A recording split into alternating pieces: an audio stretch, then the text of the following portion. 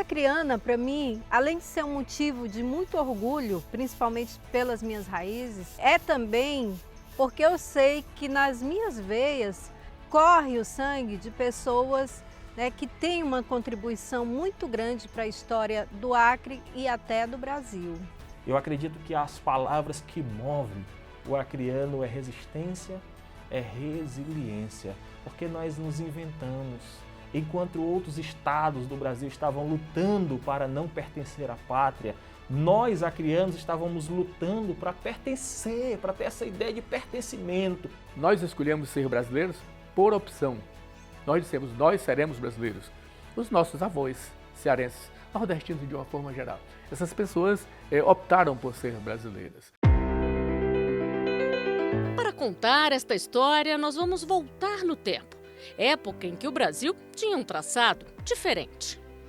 Antes de ser anexado ao Brasil, o Acre era conhecido como terras não descobertas. De acordo com o Tratado de Tordesilhas, esse assinado entre Portugal e Espanha em 1494, entendia que essa terra, essa região mais a oeste, pertencia à Espanha. Muito especificamente em relação ao Acre, aquela região, à época, ainda não era habitada por espanhóis e portugueses. Claro, ocupada por povos originais, indígenas, mas como não era uma região efetivamente ocupada por nenhum dos povos, não havia clareza sobre aquelas fronteiras. O que nós tínhamos, claro, era uma previsão um pouco genérica no Tratado de Madrid sobre a nascente do rio Javari. Com o passar do tempo, a Bolívia ela se torna independente da Espanha, então matematicamente essa região ela passa a ser da Bolívia. O que está acontecendo no Brasil nesse contexto? O Brasil está passando por uma guerra chamada Guerra do Paraguai. E a Bolívia então ela acaba de perder a sua única parte de território para o Chile. E esse território era fundamental para a Bolívia, porque para os bolivianos escoar sua produção. Eles forçam, de certa forma, o Brasil, ameaçando até o governo brasileiro, o Império Brasileiro, de fazer aliança com o Paraguai, enviando tropas bolivianas para ajudar o exército paraguaio, mas não apenas isso, liberando as suas linhas fronteiriças com o Paraguai para que o exército paraguaio avance. Pensando nessa questão tática de guerra, o Dom Pedro II, que era um grande estrategista, o nosso imperador Dom Pedro, ele cria esse acordo, que é assinado em 1867, chamado Tratado de Ayacucho. O Tratado de Ayacucho não é nada mais, nada menos do que um tratado que limita as linhas entre Brasil e Bolívia. Esse tratado, mais uma vez, como o próprio Tratado de Madrid, ele prevê a preponderância do utiposidetis, ou seja, de novo, de quem estiver ocupando efetivamente o território é daquele país. Com o desenvolvimento do processo de vulcanização do látex, a demanda por látex, a demanda pela borracha aumenta exponencialmente. E aí a região do Acre começa ocupada principalmente por cearenses. Centenas de milhares de cearenses, ano a ano, foram para lá ocupar aquela região para extrair o látex. O estado do Acre ele se forma a partir principalmente da junção dos povos nordestinos, de uma maneira muito especial, e dos indígenas que aqui já habitavam. Mas não eram só nordestinos, vieram sulistas, vieram turcos, vieram árabes. Então foram muitos povos que se juntaram para formar esse estado ainda na época do ciclo da borracha. Quando os nordestinos chegaram a esse território, aqui encontraram os índios apurinãs, que davam o nome desse rio de Aquiri, que significa Rio dos Jacarés. E esse Aquiri, a partir dos usos, passou a se chamar Acre. Foi uma corruptela, né, que vai acontecendo Aquiri até chegar a Acre. Então, o Acre tem esse significado, Rio dos Jacarés. No século XIX, o mundo está passando por uma grande revolução que nós conhecemos como a Revolução Industrial. A Revolução Industrial ela é o avanço dos mecanismos, das máquinas, em detrimento do trabalho braçal que era conhecido anteriormente. E nesse contexto da Revolução Industrial, muitas descobertas passam a vir à tona, como, por exemplo, a descoberta do elástico. E Charles Goodyear ele acaba de descobrir o processo de vulcanização. E o processo de vulcanização não é nada mais, nada menos do que tirar as impurezas e tornar mais consistente o produto extraído da nossa Aedes brasilensis, que é a nossa látex da nossa seringueira. Então, nesse contexto, essa região aqui é a região mais rica do mundo. A Bolívia tentou algumas vezes também ocupar aquele território. mas ela não tinha condições, é um Estado mais fraco, é um Estado que estava com conflitos com outros países. Ela acaba por instalar uma alfândega. Para quê? Para cobrar imposto do látex. E aí há uma primeira revolta dos brasileiros que estão lá, e é uma revolta que ainda não é apoiada pelo Brasil, porque a visão preponderante do governo brasileiro é de que o Tratado de Ayacucho havia efetivamente cedido aquele território à Bolívia. O Galvez, ele é um fã da Revolução Francesa, ele é um apaixonado pela Revolução Francesa. E então, 100 anos após, no dia 14 de julho de 1899, ele chega nessa região e ele diz o seguinte: se essa pátria não nos quer, vamos fazer uma para nós. Vamos construir o nosso Estado com as nossas leis, com a nossa bandeira, com a nossa civilidade. A Justiça do Acre, ela tem como marco inicial, vamos dizer assim, da sua criação, o Decreto 3, de autoria do governo independente de Galvez, e quando ele proclamou a República Independente do Acre. E ele criou essa justiça civil, instituiu a justiça civil, a justiça criminal, e tendo como sede a cidade de Porto Acre. Os princípios da Revolução Francesa, liberdade, igualdade e fraternidade.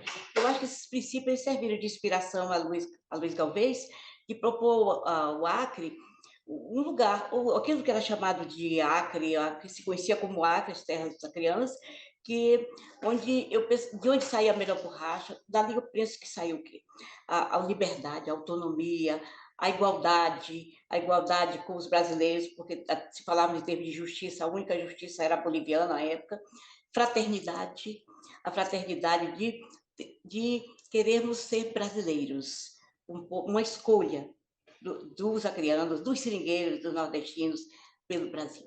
O Acre se torna também Estado independente até março de 1900 e então depois o governo federal brasileiro devolve as terras ao território boliviano, reconhecendo aquele acordo lá do Tratado de Ayacucho, assinado em La Paz, que reconhecia essas terras como terras bolivianas. Isso gera uma insatisfação enorme por conta dos seringalistas, Joaquim Vito, Coronel Alexandrino e outros seringalistas que tomavam conta, porque era inadmissível você trabalhar num território, você sendo brasileiro, ganhando seus recursos, ganhando seus dividendos e você pagar taxas, altos tributos para o governo boliviano. Então, nesse contexto de cisânia é que começa a surgir, a aflorar burburinhos nos ouvidos desses homens, no coração desses homens, a ideia de uma revolução, a ideia de uma revolta armada para tomar de fato essas terras das mãos dos bolivianos. Como a Bolívia viu que não conseguia ocupar aquele território por si, ela começa a negociar com os Estados Unidos e com o Reino Unido uma cessão daquele território. Então ela cederia aquele território a uma empresa, essa empresa teria todos os direitos sobre o território, indicaria seus próprios juízes, aplicaria a sua própria lei e poderia inclusive criar uma força policial paramilitar para defender aquele território. E nós temos uma terceira revolta do Acre, que é liderada por Plácido de Castro, e nesse caso sim o Brasil vem a apoiar, intervir, porque justamente para prevenir que potências estrangeiras viessem a atuar no território amazônico. Começou então a ser delineado o Tratado de Petrópolis, que incorporou o território acreano ao nosso país. São indicados primeiro, na delegação brasileira, o Rui Barbosa, o Barão do Rio Branco e o Assis Brasil, que era embaixador em Washington. E o Rio Branco, ele tinha um entendimento de que o Tratado de Ayacucho havia efetivamente sido cedido para a Bolívia. Então ele achava que por causa daquele tratado seria perigoso submeter a questão a uma arbitragem. Seria mais interessante uma negociação direta, possivelmente, e o que ao cabo acabou acontecendo foi essa permuta onerosa que a gente chama. Houve troca de territórios para ambos os lados e um pagamento. Esse Tratado de Petrópolis ele é assinado na cidade serrana do Rio de Janeiro e a ideia é exatamente isso, estabelecer um acordo entre o governo brasileiro e o governo boliviano. Esse acordo vai pagar aos bolivianos 2 milhões de libras esterlinas, que é um valor considerável. Também entregar parte do território do Mato Grosso, um pouco mais de 3.000 quilômetros, para o território boliviano e a construção de uma estrada de ferro, conhecida como Estrada de Ferro Madeira-Mamoré, que dava para o boliviano essa possibilidade de escoar a sua produção. Faltava ainda resolver mais uma disputa entre os países vizinhos. Euclides da Cunha fez parte da Comissão de Reconhecimento do Alto Purus, que após a assinatura do Tratado de Petrópolis, que é o Tratado Brasil-Bolívia, né, restava a questão para resolver com o Peru, né, que reclamava que as terras negociadas com a Bolívia não eram da Bolívia, né, e também precisava definir a fronteira política com o Peru. Então, nisso também o Rio Branco foi muito hábil em conseguir deixar que as negociações fossem bilaterais, primeiro com a Bolívia. Uma vez resolvido a questão com a Bolívia, o Acordo de Petrópolis previa, no seu artigo 8º, que o Brasil enviaria negociações com o Peru após a ratificação do Acordo de Petrópolis. Há uma pequena cessão de alguns territórios e aí, com o Tratado do Rio de Janeiro, nós temos a resolução das questões de fronteira do Brasil com os seus vizinhos. O Acre é a última unidade da Federação Brasileira, né, definida numa relação internacional, com uma fronteira internacional.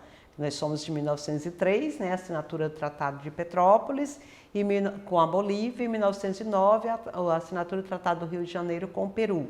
Então, nós somos o último estado da Federação, o último pedaço desse território nacional, né, assinado em tratados internacionais. Resolvidas as disputas internacionais, surgiu mais uma batalha para os acreanos. O novo território seria anexado ao Amazonas ou elevado à categoria de estado. O Amazonas tinha muito interesse no Acre. Estima-se que cerca de 50% da borracha que passava pelo porto de Manaus era de origem acreana. Claro, isso dá recursos, né? Cobra impostos. E também o Amazonas também foi sempre muito atuante nas revoltas, sempre deu muito apoio. Então era do interesse dele que o Acre fosse incorporado ao Amazonas. A disputa foi parar nos tribunais e acabou dando origem a uma expressão muito conhecida dos brasileiros. A importância de Rui Barbosa no Tratado de Petrópolis foi no sentido que ele fez parte da equipe de Rio Branco, inicialmente, e depois ele não concordou muito com o tratado e abandonou, né, a equipe comandada pelo Barão do Rio Branco nas tratativas com o governo da Bolívia. Mas, de qualquer forma, dizem alguns que por conta disso ele ficou um pouco contrariado e depois acabou aceitando advogar para o estado do Amazonas na tentativa dos amazonenses de incorporar o território do Acre. No outro lado estava Gumercindo Bessa, que era um parlamentar sergipano que defendeu a posição contrária. E ele era, tal qual Rui Barbosa, um grande orador e um retórico muito bom. A disputa, a polêmica, na verdade, ocorreu nos jornais do Rio de Janeiro. E de tanto bons argumentos que ele utilizou, que acabou então sendo vitorioso contra Rui nos argumentos,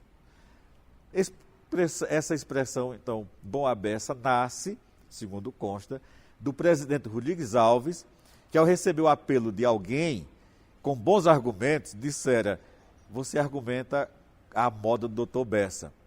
Ou seja, isto é bom à beça. E essa expressão acabou sendo incorporada, né, no português brasileiro. Gumercindo Bessa se escreve com 2 S's, mas depois da padronização da reforma ortográfica ficou Bessa com C cedilha, como nós conhecemos hoje. E essa história é confirmada no próprio dicionário Wise, se a gente for ver a origem do termo. Então, esses argumentos dele em defesa dessa autonomia territorial do Acre, em defesa do povo do Acre, é que o levou a ser reconhecido pela imprensa, pelo povo e até mesmo pelo Supremo, porque acabou mais tarde encampando o pensamento dele, que acabou sendo definido pela Carta Constitucional de 34. Os acreanos que aqui residem, eles têm uma esperança de que na Constituição de 34 o Acre passa a se tornar, então, Estado de fato brasileiro. Algo que não acontece, porque com a Constituição de 34 eles criam um limite populacional para que o Estado se tornasse de fato Estado. E após a Segunda Guerra Mundial, volta então à tona, né, com José Guiomar dos Santos, essa ideia autonomista que só vai se concretizar em 1962, no dia 15 de junho de 1962. O Acre se tornou Estado por um projeto de lei federal. Foi um dos poucos atos do presidente João Goulart. Tinha como seu primeiro-ministro Tancredo Neves, que era correligionário do autor do projeto de lei. No projeto de lei, o deputado federal Guiomar Santos, também mineiro, ele tinha sido governador do território e indicado pelo governo federal. Ele era amigo de Juscelino Kubitschek, Tancredo Neves, e daí eu penso que as circunstâncias também colaboraram muito, né? O Acre foi o primeiro pedaço de terra da nossa federação a ter uma definição como território federal. Foi o primeiro, né, em 1962. Esta elevação do Acre à categoria de Estado veio consolidar o sentimento de autonomia do nosso Estado e verdadeiramente incorporado como Estado. Então, esse é muito importante o 15 de junho. 15 de junho para o Acre é algo que é a nossa autonomia.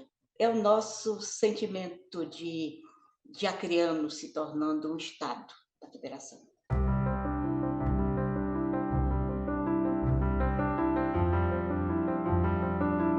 Eu nasci no Seringal Cachoeira, antigo Seringal Cachoeira, que hoje é um projeto de assentamento extrativista, em Chapuri. Nasci em 1969, filha de Eunice Feitosa Mendes e de Francisco Alves Mendes Filho, Chico Mendes. O Acre hoje ele é reconhecido nacional e internacionalmente a partir da luta e da trajetória de Chico Mendes. Então, com certeza, não é possível, né, falar do Acre hoje sem mencionar Chico Mendes, que foi uma grande liderança, né, que protagonizou uma revolução verde dentro das matas de Chapuri, né, que conduzia um movimento muito forte, né, de resistência. Na década de 70, com a expansão do gado, com a vinda, né, dos grandes fazendeiros para cá, eles também perceberam que tinham inimigos em comum e, estrategicamente, idealizaram uma grande aliança, que foi a Aliança dos Povos da Floresta, né, entre indígenas, ribeirinhos e seringueiros, né, para fazer justamente o enfrentamento, para resistirem, né, coletivamente a esses inimigos, a essas ameaças. O próprio projeto Seringueiro, né, que foi um projeto de alfabetização para adultos, né, a concepção da criação das reservas extrativistas, né, a valorização da floresta em pé, tudo isso foi absorvido por um modelo de Estado, por um projeto de Estado baseado nesses conceitos. Ou seja, a floresta, né, como um grande ativo, capaz de mobilizar movimentos, capaz de fazer do Acre uma referência de política ambiental para o mundo, inclusive, não só no Brasil, mas para o mundo.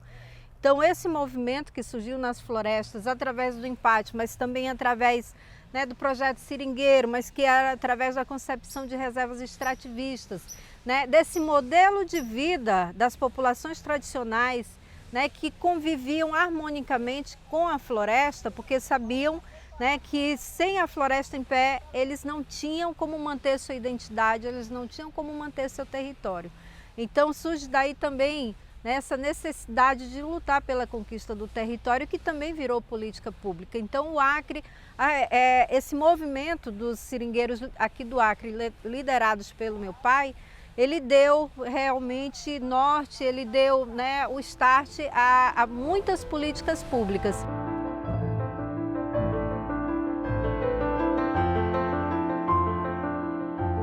Nós temos muitas curiosidades no vocabulário acreano. Uma delas, a gente pode falar sobre a própria entonação e a mudança de algumas palavras no interior delas. Por exemplo, é muito comum o acreano falar vou mesmo, e nessa entonação que dá uma confirmação de que ele vai, e isso vai ser com diversas outras formas de linguajar.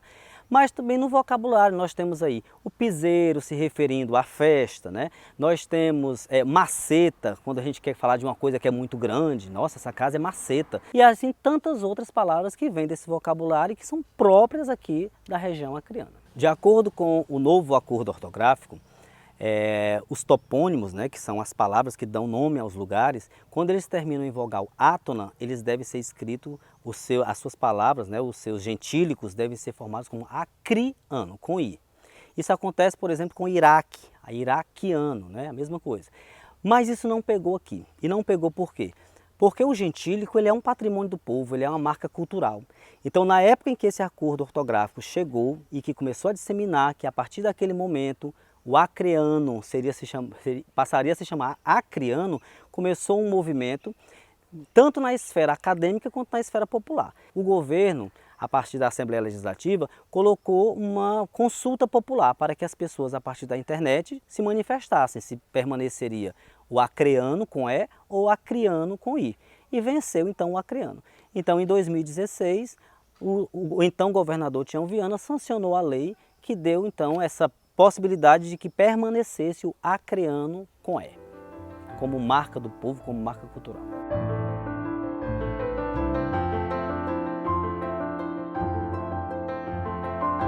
Essas identidades são as histórias, né, que vão contando a nossa origem, criando esses sentimentos de pertencimento, quer dizer, formação de um povo, formação de uma nação, tanto no sentido nacional, no nosso caso no sentido estadual, mas é criar um enredo que conte a nossa história e que a gente passe a repetir e acreditando essa história. O sentido da acreanidade é esse sentimento de pertencimento com essa história, com esse enredo. Eu sou dessa história, eu sou fruto dessa história, eu sou acriano raiz, que seria esse que vem dessa matriz do seringal, seria o acriano raiz, digamos assim, né?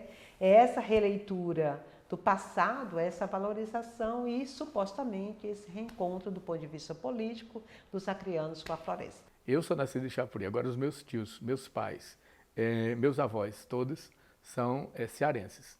E essas pessoas eram pessoas muitíssimo engraçadas. E é a partir dessa graça que me veio o amor pela literatura de cordel.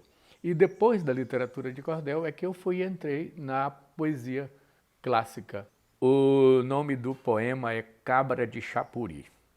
Isso aqui é uma homenagem que eu faço aos meus tios cearenses que chegaram aqui, uns mais velhos, outros mais moços, e aos meus pais também, né? Então, o Cabra de Chapuri é um poema que começa assim: ai do vento se ali não fizer a curva, vire brasa o céu se ali não cair a chuva, toquem as trombetas porque um povo se agiganta, desembainhem as espadas porque a luta será tanta que o inimigo há de clamar por misericórdia.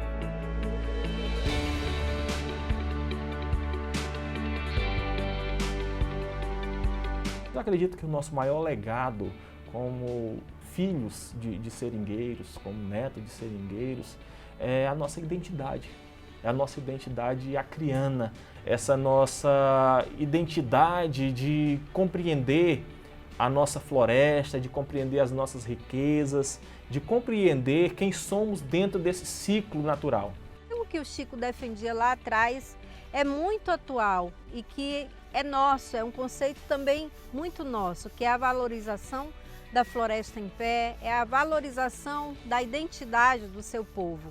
Eu acho que se a gente entender esse conceito, valorizar o ativo que nós temos aqui, a gente vai estar evoluindo, a gente vai estar crescendo. Entender que a gente precisa cuidar da floresta, que a gente precisa cuidar, né, do nosso ambiente, que a gente precisa cuidar da nossa história. É isso que nos move, é isso que nos faz ter orgulho de ser acrianos, é saber que mesmo olhando para o progresso, para o futuro, nós podemos olhar para o nosso passado e ver que o nosso passado nos norteou como cidadãos, nos norteou como seres humanos e certamente nos norteará. Reconhecer o passado, reconhecer a nossa vivência, é saber os passos que nós estamos dando, é saber a trilha que nós estamos caminhando.